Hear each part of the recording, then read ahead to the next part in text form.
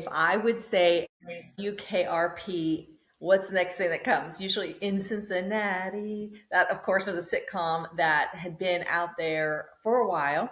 And we just heard, I'm not that close to Cincinnati, but close enough that it made the local news that a radio station, WKRP, in Cincinnati is actually going to start.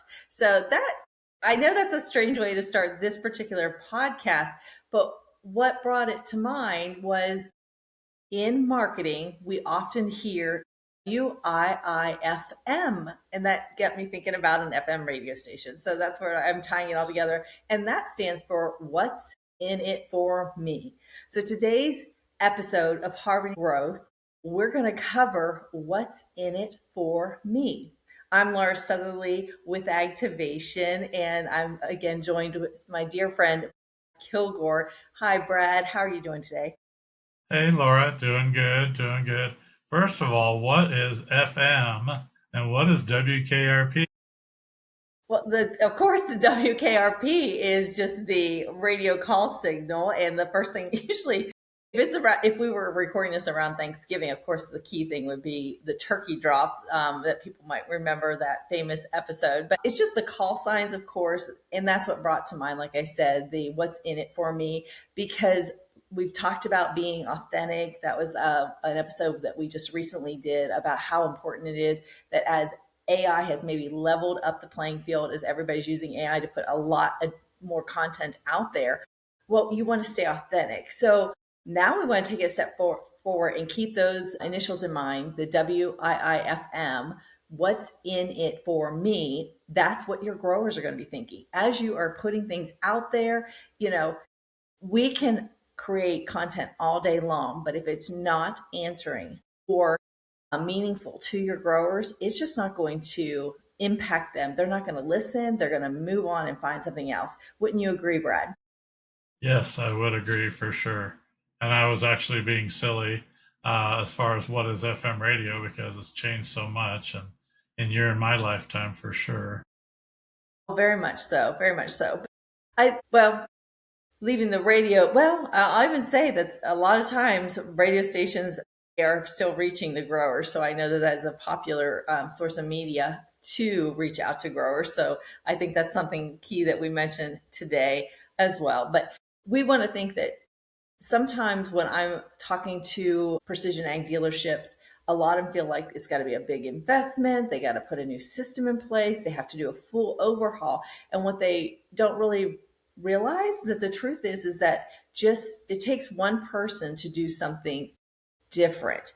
And that one thing can be, again, answering the questions that your growers are asking or making sure whatever you present is a key element that they are actually looking for. That's right. That's right. And when we say that, if you think of like some of the questions that dealerships answer, they answer the same questions, they follow the same routines, they provide the exact same experiences because maybe it was on a sell sheet. But that just causes any dealerships to blend in. It doesn't really take and have them stand out. So if we really stop and think, okay, what did your service techs answer this week? What were the growers looking for? If you are hearing that, you can be that one person that doesn't make it difficult for them to decide. We are entering the busy season. Yes, I'm in long sleeves still because it's chilly here, but the sun is out. We know soil's drying up. It's going to be a while before the temperature or whether they can get in the fields. But growers are going to be busy, and their mind is going to be a one-track mind on getting into the field. Once they're in the field, they'll have an opportunity to maybe browse your information, watch your reels, see what you're putting out there with shorts and such. But if you are engaging them, they have enough on their mind. Don't make them think harder about what you're trying to explain. And I think in some ways, I'm making it even harder today to explain what I'm trying to say. So we're going to take the next few minutes and break things down. How does that sound, Brad? I think you're doing a great job. I don't think you're making it hard to explain. I think you're crystal clear. Okay, well, good. Because the staff that you have, I mean, this your dealership, you've got the experts in-house. So it's not about putting more advertising dollars out there. It's again having that clear information. Are you not adding fancy terms? You're making it very bulleted, very easy to read, concise, and as they're just scrolling, they can see what you were trying to mention. Data is a huge thing right now. Okay. The growers need to know what is important to collect data on when they go out into the field so that they can make that improvement. So, how do you explain that? Do you explain it at different levels? Say the good, better, best. In other words, are you just learning about collecting data? Or are you on that mid moderate area where you know you've got data, but now you want to know what you can do with it? And then you may be at the very excelled or at the expert level as a grower, and they want to know, okay, I've got all these ports and how can I do much more with collecting these data? So again, your team of experts can think of those three areas and break it down, provide the information in bite size that's easy to read. They can glimpse and know, hey, that helps me. That will help me in the field. That will help me get things done. How does that sound, Brad? Yes, bite-sized pieces for sure. Very much so. Very much so. And again, as you are looking at, even manufacturers are great with providing key pieces of information and research, but is it research from your area? Is this key information that can help your growers? If it is there an example? Again, thinking about your text, thinking about how you've helped people in the past, how you're helping them this year to upgrade their planters, their sprayers, any of their systems. What can you take and take that technical piece, but make it personalized so they can see, I know what's in it for me. And those growers really would have some information to walk away from that would be helpful to them. Right, really personalize it. And again, going back to how you said it, what's in it for me? Speak to them on their level of what do they need help with? What is going to get their attention? And a lot of them want to know, will it save me time? Will it save me money? And will it reduce stress, especially during the busy season? So, if you can find a way to answer those questions in whatever materials, whatever you're putting out there, again, we highly recommend to be authentic, to grab your phones, to take those photos, to take quick videos, and you can answer, hey, this will save you time. And how will it save you time? This will save you money. How much money? How does that play out with whatever they may have already on their tractors? And then what stress will it reduce? Huge, huge factors. And that helps you to quit just providing specs. It sets you apart if you can go that extra step, be that one person to do that extra step for them.